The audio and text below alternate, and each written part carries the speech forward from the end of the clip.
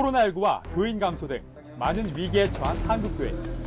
사회적 지탄과 함께 교회가 복음의 능력을 상실해가고 있는 시대 속에서 예수 부활의 능력으로 회복해야 한다는 목소리가 높아지고 있다. 기독교 신앙의 핵심은 십자가와 부활입니다. 우리 그리스도인들이 고난을 이겨낼 수 있는 힘은 부활 신앙에 있습니다. 우리의 생사화복을 주관하시는 여호와 하나님께 모든 것을 맡기시고 십자가와 부활의 신앙으로 서로를 섬기며 사랑해야 할 것입니다. 역사 속에서 빛과 소금의 역할을 감당해온 한국교회. 부활절을 맞아 한국교회를 다시 살린 예수 생명 부활 신앙에 대해 알아본다.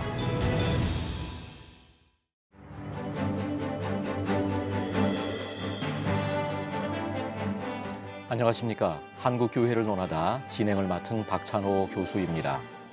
한국교회를 바라보는 시선이 곱지 않은 가장 중요한 원인 중에 하나는 교회가 복음의 참된 생명력을 상실한 데 있다고 할 수 있습니다. 복음의 본질인 예수 그리스도의 생명은 놓쳐버린 채 세상의 풍조를 따라가고 본질적이지 않은 외형적인 껍데기를 더 의지해오지 않았나 하는 그런 생각을 하게 됩니다.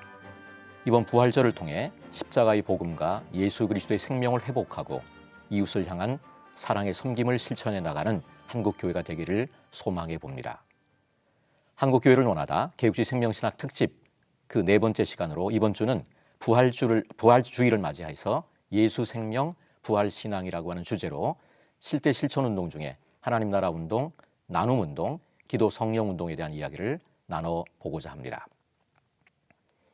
오늘 이야기 나눠주실 분들을 소개해 드리겠습니다. 크로스로드 선교회 대표이시고 미래 목회 포럼 이사장이신 정성진 목사님 나오셨습니다. 안녕하십니까. 천안 백석대학교의 담임 목사님이자 백석대학교 교목 본부장이신 공규성 목사님 나오셨습니다. 반갑습니다. 예, 반갑습니다. 그리고 서울 백석대학교의 담임 목사님이자 백석신학대학원 교목실장이신 곽인선 목사님 나오셨습니다. 안녕하십니까. 예, 반갑습니다. 예, 이렇게 함께 해주셔서 감사를 드립니다. 크리스천들이 교회 안과 교회 밖에서의 모습이 달라 일반인들이 기독교에 대한 부정적 시선을 갖는 경우가 많습니다. 오히려 세상 사람들과 다를 것이 없다라고 하는 부정적인 말들도 서슴없이 듣게 되는데요. 한편으로는 크리스천들의 높은 도덕성과 윤리성에 대한 높은 기대가 반영된 표현이 아닐까 그런 생각을 해보게 됩니다. 자, 그렇다면 세상을 바라보는 관점을 세계관이라고 했을 때 이슬람 폭탄 테러라든가 미얀마 사태 등을 보면서 이런 많은 역사적 사건, 사고들을 보면서 이렇게 한 사람의 세계관에 따라서 혁명이 일어나기도 하고 한 나라의 역사가 바뀌는 것을 우리가 볼 수 있습니다. 이렇듯 한 사람이 가지고 있는 세계관을 통해서 삶과 역사가 바뀌게 된 그런 기억에 남는 에피소드가 있으면 한번 나눠주시는 것으로 오늘의 대화를 시작하면 좋겠습니다. 먼저 정성진 목사님께서 한번 나눠주시면 감사하겠습니다. 예, 제가 이제 군대 생활할 때 군종을 하게 됐습니다. 그런데 모셨던 목사님이 독신이셨어요. 근데 독신이 된 그 사연이 있는데 이분이 감리교신학대학을 나오고 김선도 감독하고 이제 동기인데 이분이 이제 육군 군목이 되셨습니다. 근데 군목이 되자마자 폐병이 걸렸어요. 육군 중위 때. 그래서 이제 마산 결핵 요양원에 갔는데 가면 둘의 하나는 죽을 때입니다. 그러니까 하나님 앞에 간절히 기도하셨어요. 나를 살려주시면 온전히 주님만 신랑 삼고 평생을 헌신하겠습니다. 근데 정말 그 기도를 들어주셔서 이제 치유가 되셨어요. 근데 그 약속을 지키시기 위해 온갖 유혹을 물리치시고 독신으로 평생 사시고 지금 만 90세 되셨는데 건강하게 살아계십니다. 근데 어느 정도 이분이 군에서 헌신적으로 순수하게 또 기도 생활을 하셨는가 하면 군의 많은 유명한 장군들, 복음화 운동에 가장 앞장섰던 이필섭 합참의장, 이준 국방부 장관, 김진영 육군참모총장 이런 분들이 다 그분의 제자라는 놀라운 사실입니다. 이분이 어느 정도로 신앙을 지켰느냐 하면 우리 육군대학에 이분이 근무했을 때 김영일 장군이라고 전군에서 술을 제일 많이 하는 두주불사하는 장군이 부임하셨어요, 총장으로. 그래가지고 연말 장교 회식할 때 전부 한 잔씩 이제 전부 부총장님 나오세요, 교수부장님 나오세요, 참모장님 나오세요, 뭐 이렇게 하면서 그 다음에 군종 참모 나오세요. 그래가지고 이제 목사님 불려나가서 술을 따르는 거예요. 그런데 저는 술을 마시지 못합니다. 그리고 받지를 않는데 그 실갱이가 30분 했어요. 그러니까 옆에 있었던 그 이제 크리스찬 대령 참모가 총장님 제가 대신 받겠습니다. 나갔더니 그 틈에 그냥 잔을 탁 내던지면서 술을 내던지면서 나가버리셨어요. 목사님 앞에선 참아 못하고 다른 참모가 나타나서 하니까 그래서 파티가 끝났습니다. 그러니 뭐 부대 분위기가 싸늘해졌잖아요. 그런데 그 다음 날 목사님이 올라가셔서 어제 실례가 많았습니다. 그랬더니 이 장군이 아닙니다. 제가 실례했습니다. 제가 군 35년 근무했는데 35년 동안 술잔을 안 받은 목사님은 목사님밖에 없습니다. 그래가지고 팬이 됐어요. 그래서 이분이 대령으로 진급 심사 올라갈 때 이분이 이런 분 군종감을 시켜야 된다.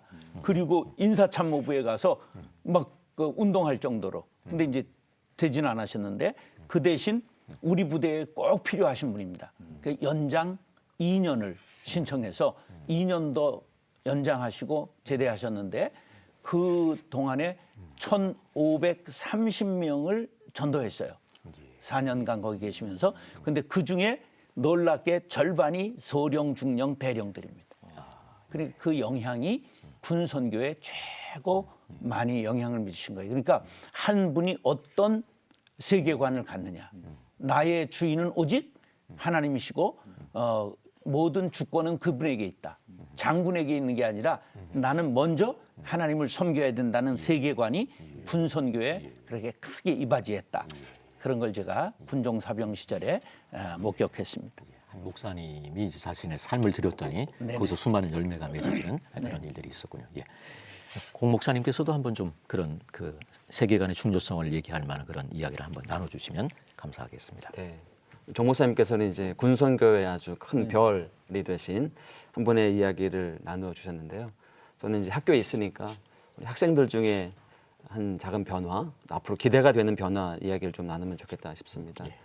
저희 백석대학교에는 학생들에게 이제 입학을 하면 내비게이션을 하나 주면 좋겠다. 인생 내비게이션을. 인생의 방향을 어떻게 잡아야 되는지. 근데 우리 대학은 하나 더 안경을 하나 맞춰주면 좋겠다. 이 안경은 특수 안경이죠.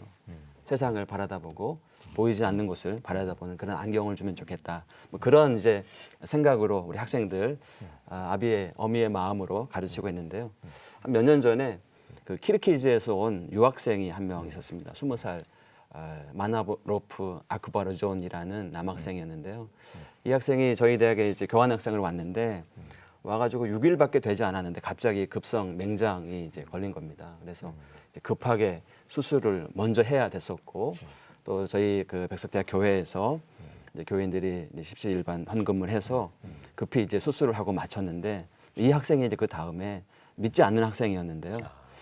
도대체 누군데 얼굴도 모르는 나에게 이런 사랑을 베푸는가, 또 왜 이런 사랑을 베푸는가 궁금해서 저를 이제 찾아왔어요. 그래서 몇 번 이제 저랑 대화도 나누고 또 제가 이제 복음도 전하고 했습니다. 이제 복음을 만나게 되었고요. 이번에 이 학생이 다시 이제 키르키즈에 돌아갔는데 마침 저희 교회가 키르키즈에 파송한 선교사가 있었는데 이 선교사를 통해서 복음 만나고 예수님 만났습니다. 그래서 아주 큰 변화를 이루고 앞으로 본인도 이제 그렇게 살고 싶다 하는데 기대가 됩니다. 저는 앞으로 그 학생의 미래가 세계관의 중요성에 대한 그 말씀들을 하면서 자연스럽게 앞으로 우리가 또 얘기할 나눔 얘기까지도 이렇게 어느 정도 또 얘기가 된 것 같습니다. 자, 기독교 세계관에 대해서 좀 이렇게 한번 설명을 해주시고 어떻게 실천할 수 있는지에 대해서 한번 나눠주시면 세계관 그러면 이제 나라마다 이제 다 다르고 사람마다 다 다른데 전통적으로 동양적 세계관 그럼 자연주의 세계관 그렇게 설명할 수 있고 서양적 세계관 그러면 인간 중심적이고 기술 중심적인 세계관을 이야기를 합니다.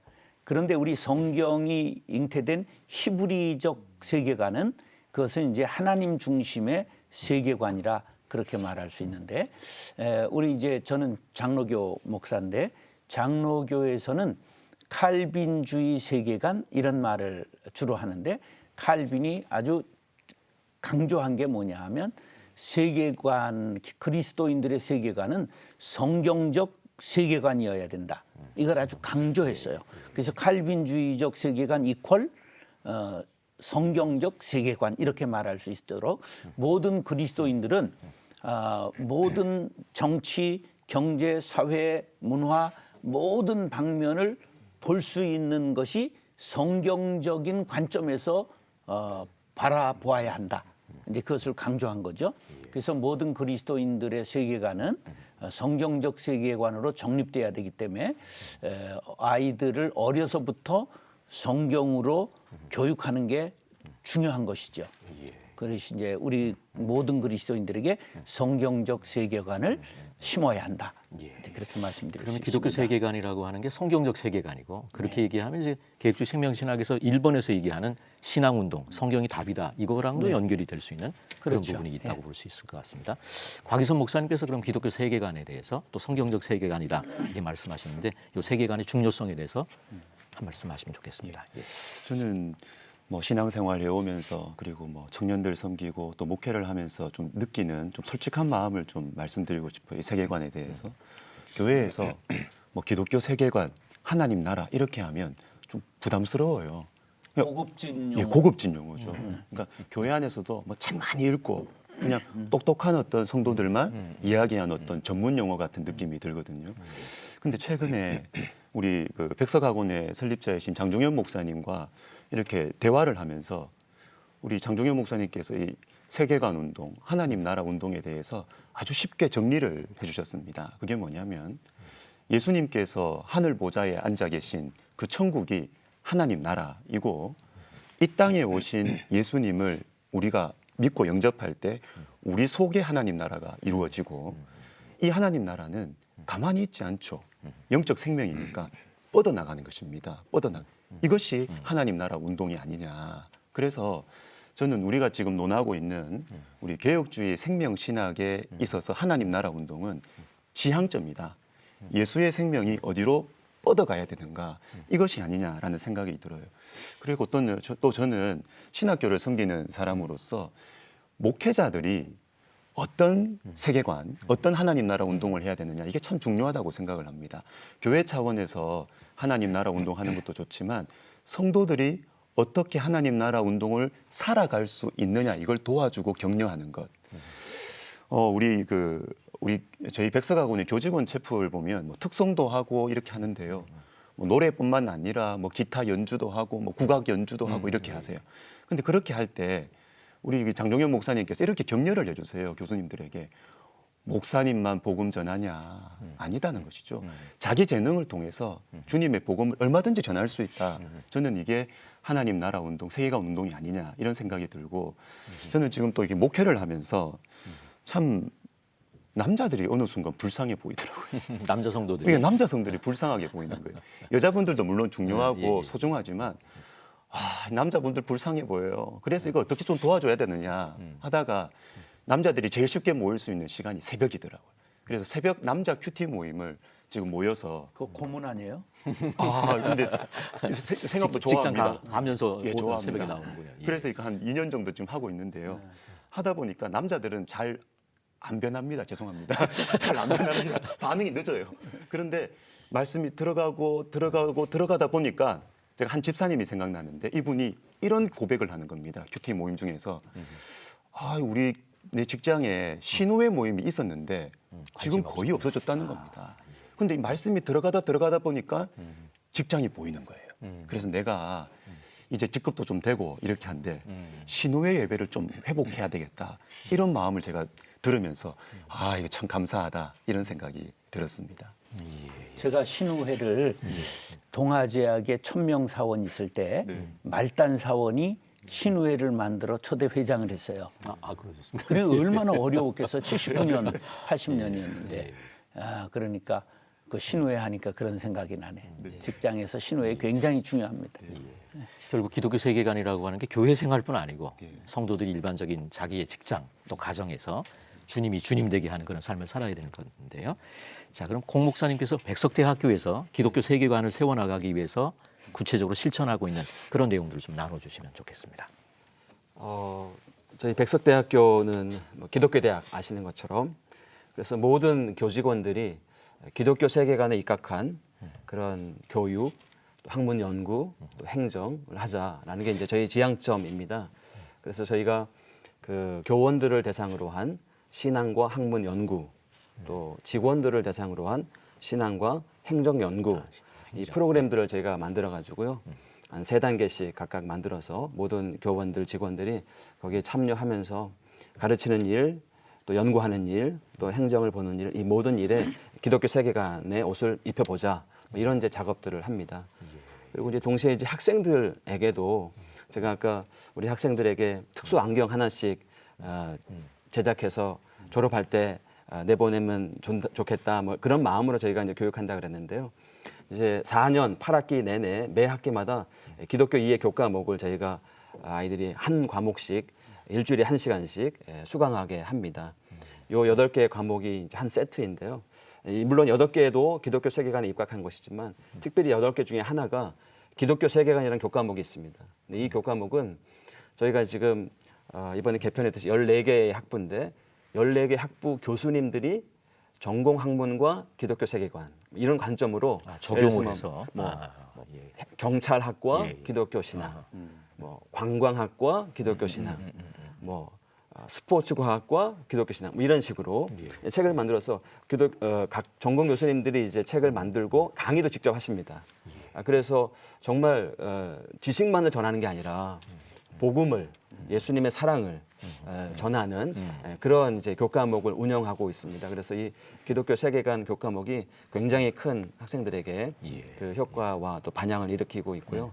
더불어서 저희가 일주일에 한 번씩 4학년 내내 채플을 이제 수강해야 되는데 이 채플도 굉장히 다양한 우리 권 목사님 말씀하셨지만 여러 가지 문화나 사회의 영역들을 이렇게 채플 안에서 녹아낼 수 있도록 전형적인 어떤 고전적인 예배를 드리는 채플이 아니라 예, 그 눈높이 채플인데요. 그래서 예를 들어서 뭐 구도자 채플, 문화 채플, 찬양, 영화, 뭐 인문학, 뭐 이런 여러 가지 그 도구들을 가지고 학생들의 눈높이로 다가가자. 그래서 이 기독교적 안경을 가지고 자신들의 전공도, 생활도, 사회도 바라볼 수 있도록 돕는 그런 일들을 하고 결국은 있습니다. 그 복음을 우리의 문화 속에 녹여내는 그런 작업들을 하는 거네요. 네, 맞습니다. 쉽지 않은 작업들을 하고 있는 거. 네, 엄청난 일인데. 예, 맞습니다. 쉽지 않은 뭐. 왜냐면 미션 스쿨이 점점점 예. 기독교의 그 기능을 네. 상실하고 있거든요. 예. 저희 대학은 그 부분은 결코 포기할 수가 없다.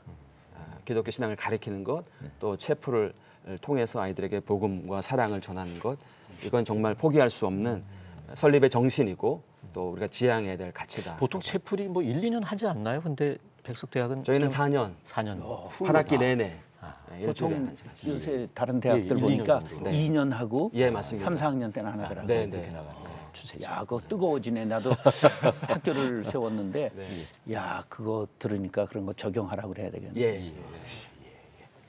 예, 지금 저희들이 지난주에 그 회개 용서 운동과 생명, 영적 생명 운동을 얘기했고, 이번 저희가 나누고 있는 게 이제 하나님 나라 운동, 나눔 운동에 대한 얘기를 나누고 있는데요. 이 개혁주의 생명 신학에서 나눔에 대해서 특별히 강조하는 이유에 대해서 한번 박인선 목사님께서 말씀해 주시면 감사하겠습니다. 저는 개혁주의 생명신학이 이야기하는 이 나눔의 이 핵심을 한번 짚어보자라는 생각이 들어요. 그게 뭐냐면 개혁주의 생명신학은 그리스도께서 세상을 위하여 자신을 희생하신 것 같이 그 다음이 중요합니다. 우리에게 주어진 모든 것을 세상과 이웃을 위하여 나누고 섬기는데 앞장서는 나눔 운동이다. 다시 말해서 봉사해야 된다. 섬겨야 된다. 물론 좋죠. 그런데 이 차원 이전에 우리에게 주어진 것, 받은 사랑, 받은 복음에 대한 자연스러운 순종과 반응이 개혁주의 생명신학이 이야기하는 나눔운동이다. 저는 그렇게 좀 정리를 하고 싶습니다. 하나의 좀 신뢰를 좀 들어보자면 우리 이 개혁주의 생명신학을 이 교단의 신학으로 삼고 있는 우리 백석총회가 최근에 생명나눔 헌혈운동을 시작했습니다. 우리 CTS 뉴스에서도 나왔던데요. 이 전국적으로 9월까지 하는데 한 차례 행사에 이거 이벤트에 거칠 수 있잖아요. 그렇게 하지 않으려고 적십자사하고 업무 협약을 맺었어요. 앞으로 계속하겠다라는 것이죠. 그리고 이 개혁주의 생명신학을 외치고 계신 우리 장종현 목사님이 나눔과 관련해서 자주 하시는 말씀이 있습니다. 그게 뭐냐면 주님의 일을 위해서는 아끼지 않는다. 계산 없다. 막 준다 이거는. 왜냐하면 주님이 우리에게 다 주셨기 때문에. 주님의 일은 계산하지 않고 한다. 저는 이것이 이 나눔에 대한 이 복음적인 사명이고 나눔의 축복에 대한 이 확신이 아니냐 그런 생각합니다. 그래서 받은 사랑, 받은 축복에 대한 자연스러운 반응과 순종, 복음에 대한 십자가와 부활의 복음에 대한 자연스러운 반응과 순종이 개혁주의 생명신학의 나눔운동의 핵심이다. 저는 그렇게 보고 싶습니다. 예수 그리스도께서 세상을 위하여 자신을 희생하신 것 같이 이렇게 되어 있는데요. 사실 이제 나누고 싶어도 나누기가 어려울 정도의 가난한 사람들, 어려운 사람들, 그럼 이런 사람들은 희생하면서 어느 정도까지 이게 그 나눔을 해야 될까요? 이 부분에 대해서 좀 질문이 어려울 수 있는데 공 목사님께서 한번 대답해 주시면 감사하겠습니다. 뭐 재정이 많고 적음을 떠나서 사실 나눔은 우리 크리스천들의 본질적인 정체성이고 또 사명이지 않는가라는 생각이 듭니다. 사랑은 사실 본질적으로 나누는 것이죠. 그리고 이 나눔과 사랑에는 아픔이 동반되는 것 같습니다. 무엇보다 우리 예수님께서 인간의 몸을 입고 오신 것 자체가 그리고 이 땅에서의 사역들을 감당하실 때도 역시 자신의 삶을 아프게 나누어 주신 것이고 무엇보다 십자가에서 자신의 몸을 들여서 우리를 사랑하신 것인데요. 그 사랑이 만약 우리에게 있다면 그 사랑은 본질적으로 우리 안에서 가만히 있지 못하고 밖을 향해서 나눔으로 흘려보내야 되지 않는가라는 생각이 듭니다. 최근에 아주 많은 그 크리스천들이 부르고 있는 그 은혜라는 그런 찬양이 있는데요. 그 가사가 아주 좋습니다. 내가 누려왔던 모든 것들이 이게 당연한 게 아니라 다 은혜였다라는 그런 고백의 찬양이 있는데요. 그렇습니다. 우리가 가진 것들이 은혜였다면 이건 당연히 나눔을 이제 해야 되는 것이고요. 많고 적음에 있지 않다.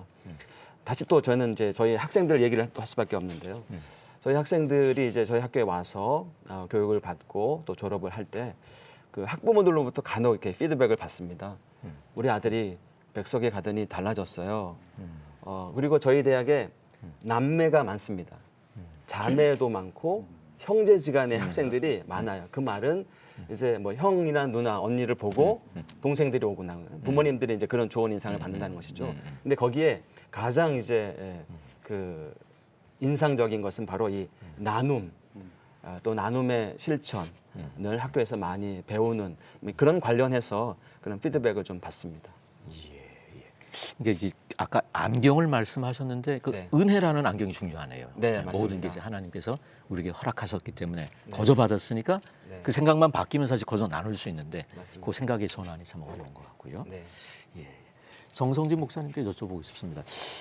굉장히 나눔 운동을 이렇게 목사님 목회하시면서 많이 실천하신 거로 제가 듣고 있는데 또 뭐 어려운 교회도 있겠습니다만은 이 교회가 지금 나누어야 되는 이 나눔 운동의 어떤 뭐 실천적인 예도 좋고요. 그 필요성이라든가 이런 부분들을 좀 자유롭게 좀 나눠주시면 저는 이제 개인적으로 가난한 사람들과 살겠다고 젊은 날 헌신을 한 적이 있어요. 그래서 우리나라의 제일 어려운 폐광촌을 찾아가서 2년 동안 평생 살겠다고 했는데 집사람이 간염에 걸리고 유산하고 그러는 바람에 이제 눈물로 작별하고 온 경우가 있어요. 그래서 이제 목회를 개척을 하고 일산에서 하면서 첫 해부터 무슨 결심을 했느냐 하면 주다가 망해도 성공이다. 주다가 망해도 성공이다. 네, 그게 우리 예, 교회 예. 구호예요. 주다가 망해도 성공이다, 성공이다, 성공이다. 그리고 이제 어떻게 예산에 돈이 구체적으로 중요하거든요.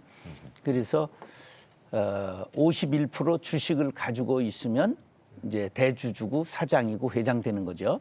그래서 하나님 앞에 돌려드린 것이 51% 돼야 된다. 그것이 바깥으로 쓰는 것이다. 이제 칼빈의 교회 재정에. 예, 예. 칼빈의 재정 원칙도 이제 그래요. 바깥으로 쓰는 게 50%예요. 예. 그래서 이제 50%를 정확하게 주지는 못했지만 은행에 가는 돈들 빼놓고 이제 50%를 충실하게 밖에 나눴어요. 그래서 이제 첫 해에 장학금을 1,000만 원 개척해서 첫 해에 1,000만 원 장학금을 주기 시작해서 23년째 마치는 해에는 6억 원을 1년에 장학금 줬어요. 그런데 그 장학금을 교회 안에서만 주는 게 아니라 바깥에서도 모르는 사람들 이렇게 신청 받아가지고 심사해서 하고 또 신학대학원에 전액 장학금을 매해 늘려가서 지금 여러 명 할 거예요. 이제 그렇게 실천했어요.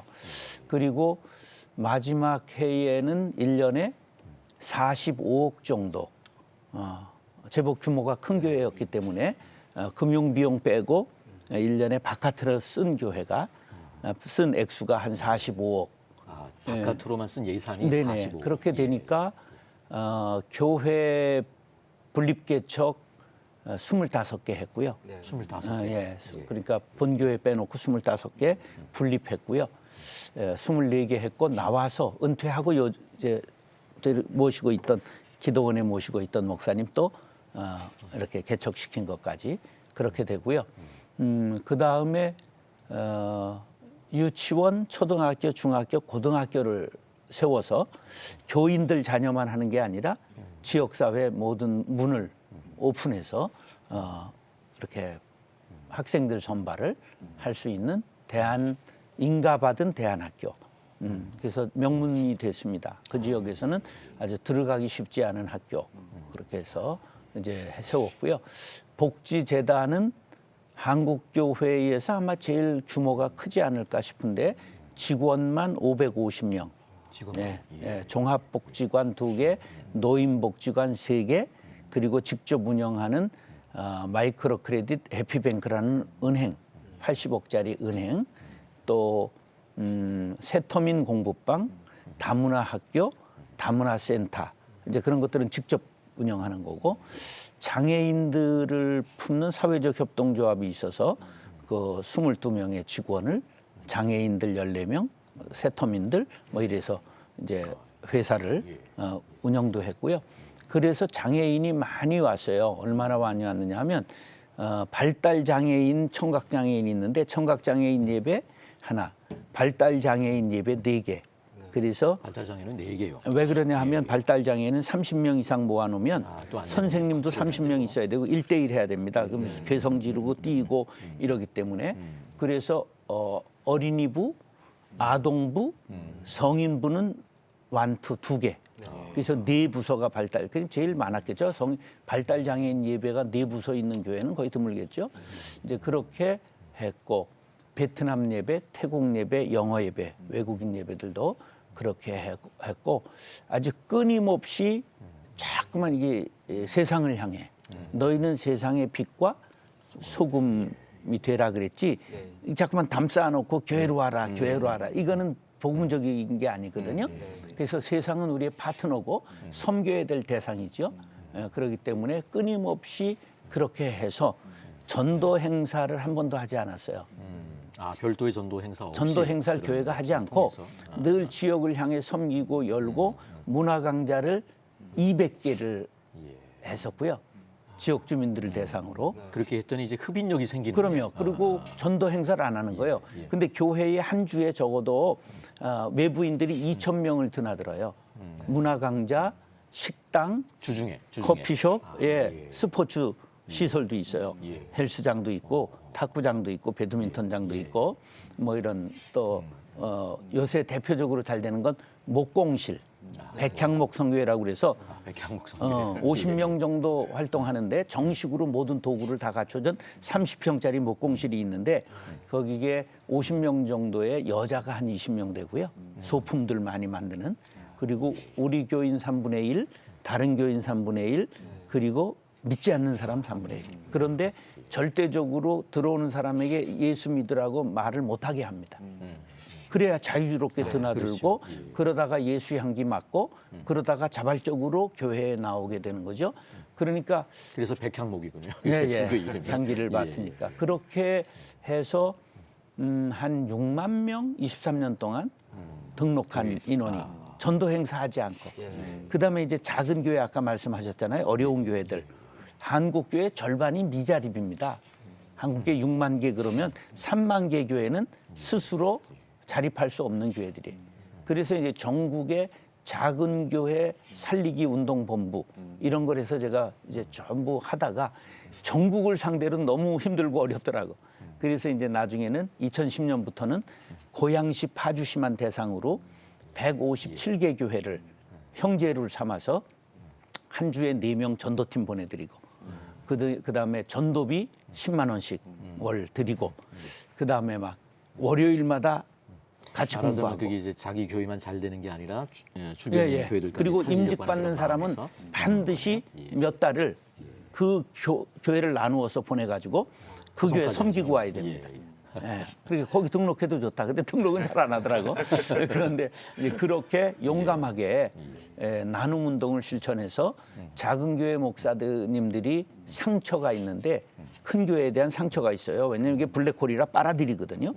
그래서 그거를 이제 다 형제화하는 그런 일을 했죠. 감사합니다. 백석 대학교에서만의 어떤 차별화된 어떤 나눔 실천이 있을 것 같은데 그거를 좀 나눠주시면 감사하겠습니다. 사실 우리 정 목사님 이제 섬겼던 교회가 선교적 교회로서 나눔 운동을 정말 활발하게 이제 끼친 교회라면 사실 저희 대학의 이제 교육 지표는 하나님과 함께, 너와 내가 함께, 그리고 이웃과 함께입니다. 그래서 이제 이 지표를 가지고 이제 학생들을 양육하고 교육하는 것인데요.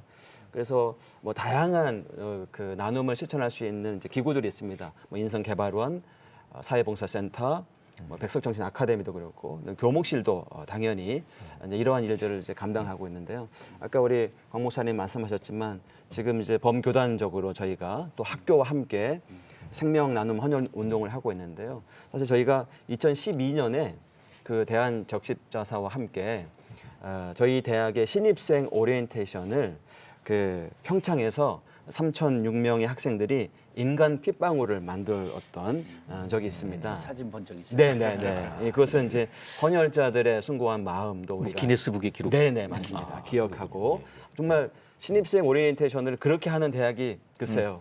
뭐 자랑삼아 말씀드리면 있겠냐 싶습니다. 네. 근데 사실 이게 단회적으로 이루어지는 게 아니에요. 그 이후에도 계속 매해마다 저희가 이제 헌혈 운동을 지속하고 있고 올해가 이제 10년 차가 되는 해이고 그래서 또 교단과 함께 이 일을 좀 더 힘있게 좀 해보려고 합니다. 사실 모든 백석인들의 생명 나눔 운동이 아닌가라는 생각이 들고요. 또 저희 대학에 있는 이제 외국인 학생들이 좀 있는데요. 이 학생들하고 또 내국인 재학생들하고 이렇게 1대1로 연결을 시켜서 내국인 학생들이 외국인 학생들에게 그런 사랑을 이렇게 나누는 그런 일들을 좀 해보려고 합니다. 특별히 저희가 지난해 코로나 상황이 너무나 힘들지 않았습니까? 그래서 저희 대학 앞에 그 상권도 굉장히 어려웠었는데요. 그래서 이 교회가 이제 그 마중물 프로젝트라 그래서 그 상권 한 50개 등이 되는데 상점에 가서 저희가 식사 상품권을 미리 선결제하고 이거를 이제 유학생들에게 나누어서 이 학생들이 언제든지 가서 식사를 할 수 있도록 엄청난 그래서 학생들에게도 도움이 되고 또 소상공인들에게 도움을 주는 그런 나눔 운동들 이렇게 사실은 소소하게 실천하고 있습니다. 여러 가지 뭐 교회적으로 또 나눔 운동을 실천하고 계신 것, 네. 또 학교에서 여러 제약이 있지만 또 그 가운데 나누는 그런 일들 참 감사한 그런 내용들이라고 볼 수 있습니다. 지금 영적 그 생명력이 한국 교회가 점점 약해지고 있다라고 하는 그런 목소리가 많이 높아지는 것 같고 그 이유가 과연 무엇일 건지에 대해서 한번 좀 정 목사님 말씀해 주시면 감사하겠습니다. 영적 생명력이 약해졌다는 건 결국 기도가 약해졌다. 그렇게 말씀드릴 수 있어요. 스폴전을 목회학의 황제 뭐 이렇게까지 얘기할 정도로 목회학에 제일 꽃을 피웠고 우리에게 아주 모범이 된 목사님이신데 그분이 이런 말씀을 하셨어요. 기도가 설교보다 항상 짧기 때문에 평생 절름발이 신세를 면치 못한다. 그러니까 설교 30분 하느냐? 그럼 기도는 3시간 준비하라 이런 뜻인데 그렇게는 못할지라도 같은 시간 그런 정도. 그러니까 바깥에서 빙산처럼 빙산의 일각 그런 게 9분의 1이거든요. 나타난 거는. 그러니까 저력이 있어야 되는데 그 저력이 뭐냐? 기도라고 하는 거죠. 그래서 한국교회가 기도를 잃어버렸다. 뜨거운 기도. 그것을 되찾아야 된다. 그렇게 말씀드릴 수 있겠습니다.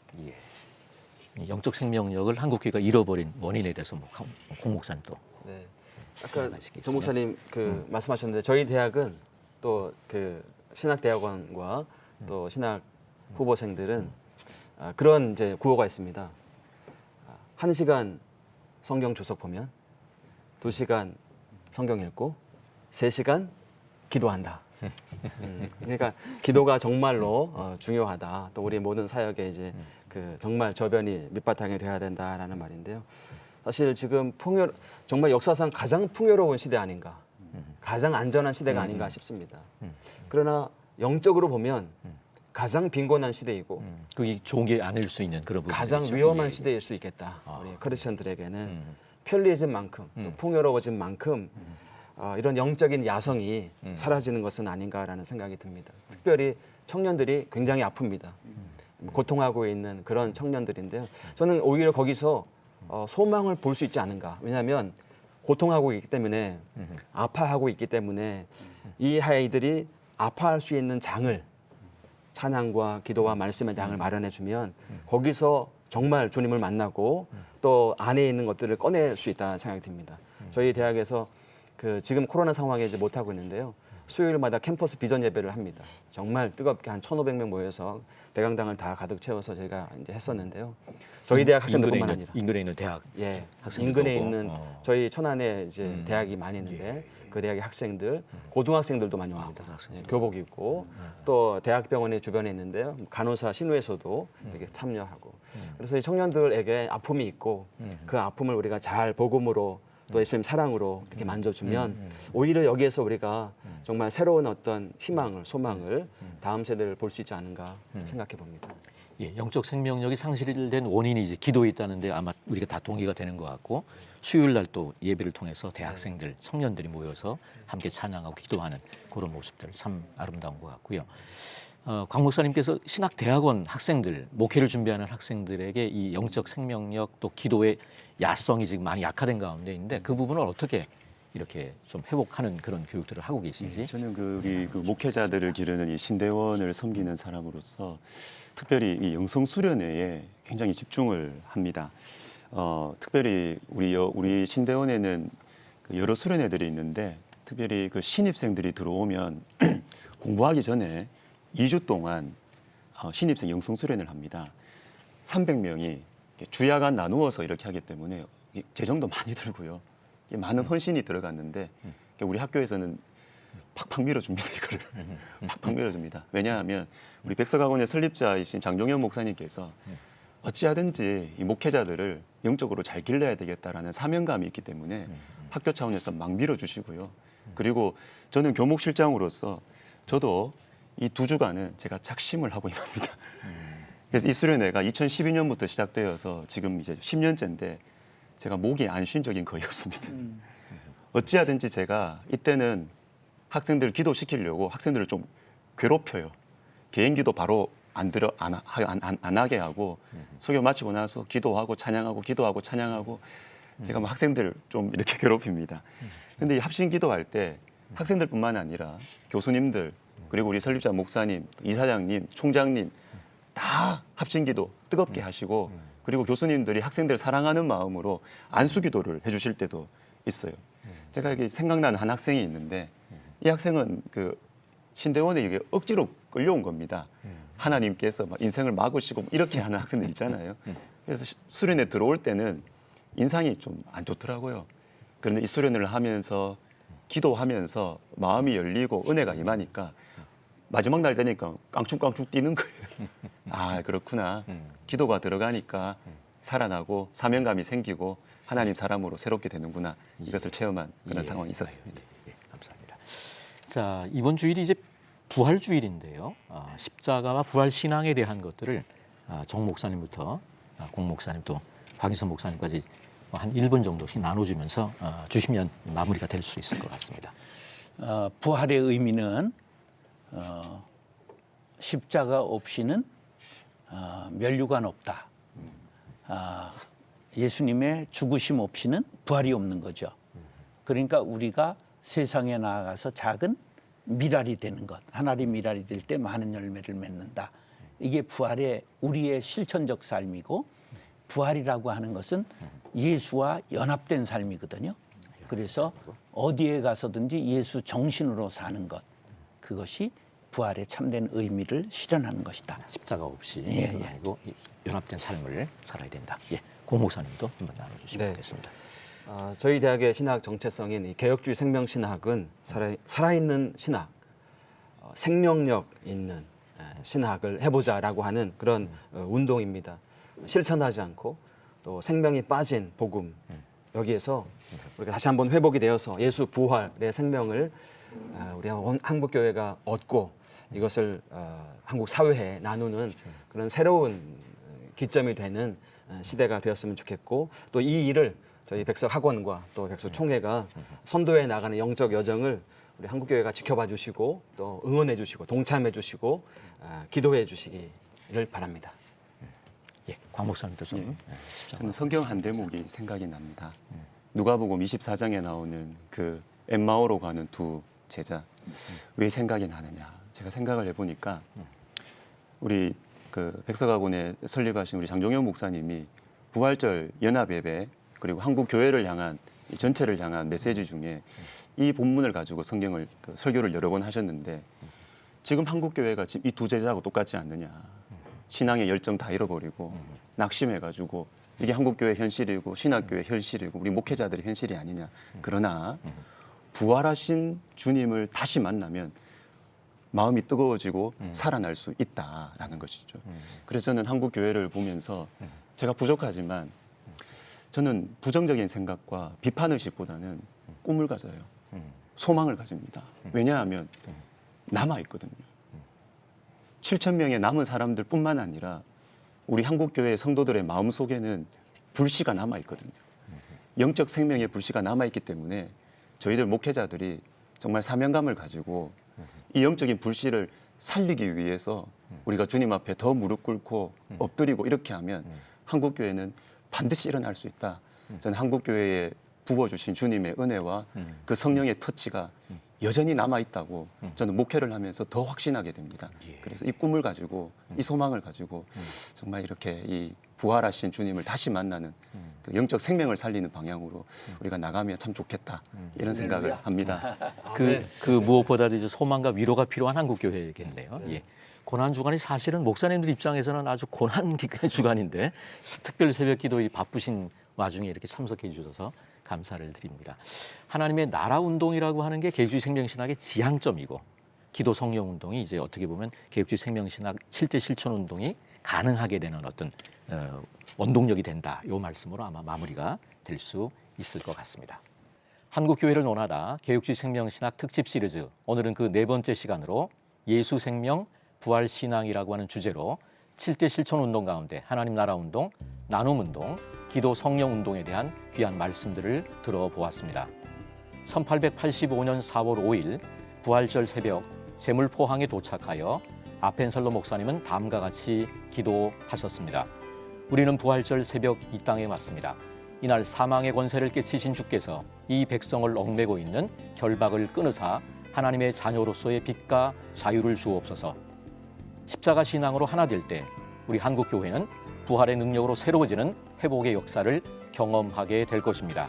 이런 기대와 바람, 소망을 가지고 오늘 한국교회를 논하다를 마무리하고자 합니다.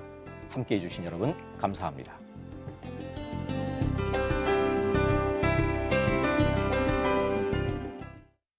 이 프로그램은 여러분의 미디어 선교 후원으로 제작되었습니다. 선교는 사명, 후원은 동역. 당신도 복음을 전할 수 있습니다. 선교 후원 02-6333-1003번